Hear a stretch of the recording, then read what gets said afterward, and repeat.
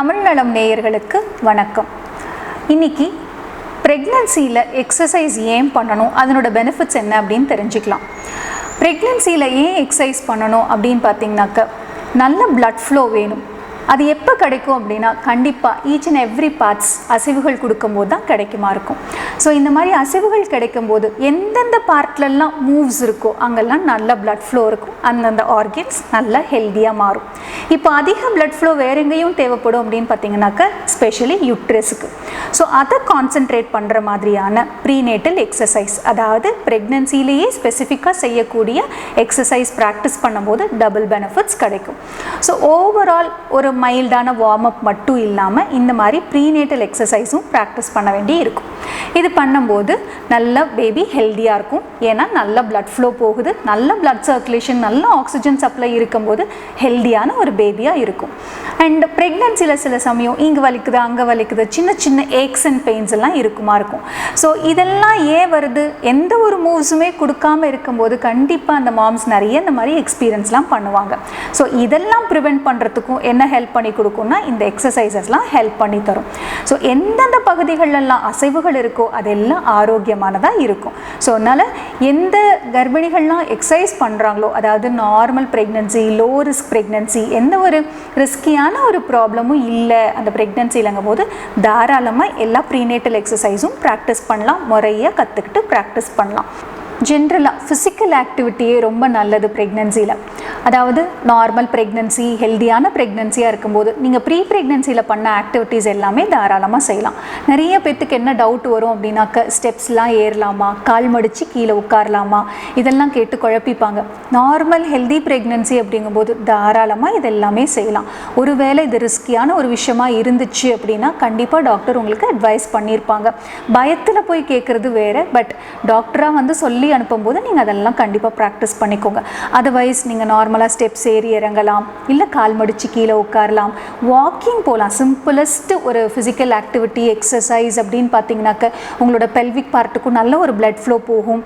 So walk போகிறது உங்களால் எவ்வளோ முடியுதோ ஒரு நாளைக்கு ஒரு 5-10 மினிட்ஸில் இருந்து ஸ்டார்ட் பண்ணி கிராஜுவலாக நீங்கள் இன்க்ரீஸ் பண்ணி கொண்டுட்டு வரலாம். ஸோ வாக்கிங் பண்ணுறது வீட்டில் நார்மலாக எப்பவும் போல் நீங்கள் ப்ரீ ப்ரெக்னன்சியில் என்னெல்லாம் ஆக்டிவிட்டி பண்ணீங்களோ அதில் எதெல்லாம் உங்களால் தாராளமாக செய்ய முடியுதோ அந்த அளவுக்கு செய்யுங்க.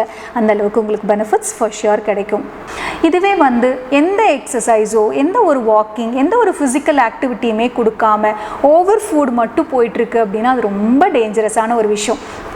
ஏன்னா சத்தானதாக கொடுக்கணும், நல்லதாக கொடுக்கணும், சாப்பிட வைக்கணும் அப்படிங்கிறதுக்காக சாப்பிட்றதுக்கு மட்டுமே ப்ரையாரிட்டி கொடுத்துட்டு, அண்ட் சம்டைம்ஸ் ஜாப் நேச்சர் கூட அந்த மாதிரி இருக்கலாம். ஒரு உட்கார்ந்த இடத்துல வேலை பார்க்குற மாதிரி, சிஸ்டம் முன்னாடி ஒர்க் பண்ணுற மாதிரிலாம் இருந்துச்சுன்னா ஃபார் ஷியோர் ஒரு 20-30 மினிட்ஸ் வந்து எக்ஸசைஸ் பண்ணிவிட்டு then they can do their normal activities.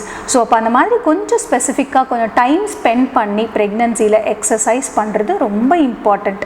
So சில ப்ரிவென்டிவ் திங்காகவும் இருக்கும். ஃபார் எக்ஸாம்பிள் இந்த ஜெஸ்டேஷனல் டயபெட்டிக்ஸாக இருக்கட்டும், இல்லை வந்துட்டு நம்ம சொன்ன மாதிரி ஏதாவது ஏக்ஸ் அண்ட் பெயின்ஸ், ஈவன் கான்ஸ்டிபேஷன்லேருந்து அந்த மாம்ஸ்க்கு வரக்கூடிய கிராம்ஸ்லாம் வராமல் இருக்கிறதுக்கெல்லாமும் இது ஹெல்ப் பண்ணி தருமா இருக்கும்.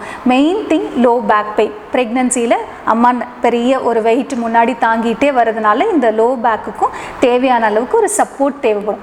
ஸோ அதெல்லாமும் இமீடியட்டாக அந்த மாதிரி பெயின்லேருந்து ரெக்கவர் ஆகி வரதுக்கெல்லாமும் எக்ஸசைஸ் ரொம்பவே ஹெல்ப் பண்ணி கொடுக்கும். ஸோ எக்ஸசைஸ் அம்மாவுடைய ஃபிசிக்கல் ஃபிட்னஸுக்கு மெயினாக ஹெல்ப் பண்ணுது, அண்ட் பேபியுடைய டெவலப்மெண்ட்டுக்கு ஹெல்ப் பண்ணுது. அஃப்கோர்ஸ் டெலிவரி ப்ராசஸ்க்கு அதை ஈஸி பண்ணி கொடுக்கறதுக்காகவும் நல்ல ஒரு ஃப்ளெக்சிபிலிட்டி கொடுக்கறதுக்கெல்லாமும் ஹெல்ப் பண்ணி கொடுக்கும். ரொம்ப இம்பார்ட்டண்ட். டெலிவரிக்கு அப்புறமும் இப்போ ப்ரெக்னன்சியில் செய்கிற எக்ஸசைஸ் ஹெல்ப் பண்ணும். எந்த விதத்தில் அப்படின்னு பார்த்தீங்கன்னாக்க, டு ரெக்கவர் ஃபாஸ்டராக. அதாவது டெலிவரி முடிச்சதுக்கப்புறம் எந்த மோட் ஆஃப் டெலிவரியாக இருந்தாலும் டெலிவரி ஆகி முடிச்சோன்னே சீக்கிரமாக அம்மா பிரிஸ்காக ஆக்டிவாக ஃபீல் பண்ணுறதுக்கு அம்மா ப்ரெக்னன்சியில் தொடர்ந்து செஞ்சுட்டு வந்த exercise will help for sure. So அப்போது ப்ரெக்னன்சியில் ஃபிட்டாக இருக்கிறதுக்கும் சரி, ஈவன் ஆஃப்டர் டெலிவரி அம்மா சீக்கிரம் ரெக்கவர் ஆகிறதுக்கும் ப்ரீநேட்டல் எக்ஸசைஸ் ரொம்பவே ஹெல்ப் பண்ணி கொடுக்கும். ப்ரெக்னன்சி எக்ஸசைஸ்னால் எக்யூப்மெண்ட்ஸ்லாம் வச்சு தான் செய்யணுமா அப்படின்னா பர்த் பால்ஸ், தம்பெல்ஸ், தெராபேண்ட் இதெல்லாம் வச்சு பண்ணுறதுனாலும் பண்ணலாம். நம்ம நார்மலாக வீட்டில் பண்ணுற ஆக்டிவிட்டீஸில் கூட நிறைய எக்ஸசைசஸ் இருக்குது. இப்போ ஃபார் எக்ஸாம்பிள் வீட்டில் பாத்திரம் கழுவுறோம், அதே வந்து கீழே எடுத்து போட்டு தரையில் வச்சு ஸ்குவாட் பண்ணி உட்காந்து பண்ணுறதும் ஒரு எக்ஸசைஸ் தான். முன்னாடி குனிஞ்சு வீடு தொடச்சது அதுவும் ஒரு எக்ஸசைஸாக தான் இருந்துச்சு. ஏன் ஒரு ஜிம் மாதிரி ஆட்டாங்கல்ல ஆட்டினது அரைச்சது எல்லாமே தான் ஒரு எக்ஸசைஸாக இருந்திருக்கு. இப்போ நம்ம அதெல்லாம் விட்டு போனங்காட்டி நம்ம லைஃப் ஸ்டைலே மாறி போனங்காட்டி இந்த மாதிரி எக்யூப்மெண்ட்ஸ்லாமும் வச்சு நம்ம செய்ய ஆரம்பிச்சிருக்கோம். Anyhow exercise is must during pregnancy. So அசைவுகள் கொடுத்தா தான் உடல் ஆரோக்கியமாக இருக்கும். ஸோ எல்லா ப்ரெக்னென்ட் லேடிஸும் கண்டிப்பாக எக்ஸசைஸ் லேர்ன் பண்ணிவிட்டு முறையாக செய்யுங்க, நிறைய பெனிஃபிட்ஸ் கிடைக்கும். Thank you so much. இந்த வீடியோ உங்களுக்கு பிடிச்சிருந்துச்சுனாக்கா லைக் பண்ணுங்கள், வேறு யாருக்காவது பயனுள்ளதாக இருக்கும்னு நினச்சிங்கன்னா ஷேர் பண்ணுங்கள். அண்ட் இந்த மாதிரி இன்னும் பல பயனுள்ள நல்ல தகவல்கள் தெரிஞ்சுக்கிறதுக்கு நம்ம தமிழ் நலம் சேனலை சப்ஸ்கிரைப் பண்ணுங்கள். மீண்டும் ஒரு நல்ல வீடியோவில் உங்களை சந்திக்கிறேன். நன்றி, வணக்கம்.